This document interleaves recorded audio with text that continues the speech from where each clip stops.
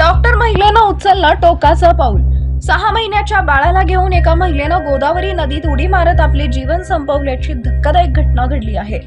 ही आई doctor असून तब्बल 2 तासांच्या रेस्क्यू ऑपरेशन नंतर केवळ आईचाच मृतदेह बाहेर काढण्यात आला आहे। 6 महिन्याच्या बाळाचा शोध सुरू आहे। छत्रपती संभाजीनगरच्या पैठणमध्ये महिला डॉक्टरनं 6 महिन्याच्या बाळाचा उडी मारून आत्महत्या केली असून नक्की या महिलेनं उडी का मारली याचं कारण स्पष्ट होऊ शकलं नाही। दरम्यान पैठणच्या पाटेगावच्या पुलावरून गोदावरी नदी पात्रात महिलेनं 6 महिन्याच्या बाळाला घेऊन नदीत उडी टाकली। डॉक्टर पूजा प्रभाकर वरकटे असं आत्महत्या केलेल्या महिलेचं नाव आहे। वयवर्ष 30 असणाऱ्या या महिलेला 2 मुले असून 6 वर्षाचा मोठा मुलगा असून 6 महिन्याचा छोटा मुलगा आहे अशी माहिती मिळते आहे।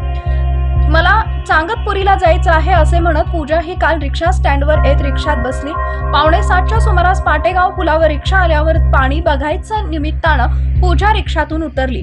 रिक्षातून खाली उतरताच गोदावरी पात्रात पूजानं बाळासह उडी मारली। रिक्षावाल्यांना आरडाओरड करताच मोठ्या प्रमाणात नागरिक जमा झाले। पैठण पोलिसांना खबर कळताच घटनास्थळी पोलीस दाखल झाले। याबाबतचा अधिक तपास सुरू आहे।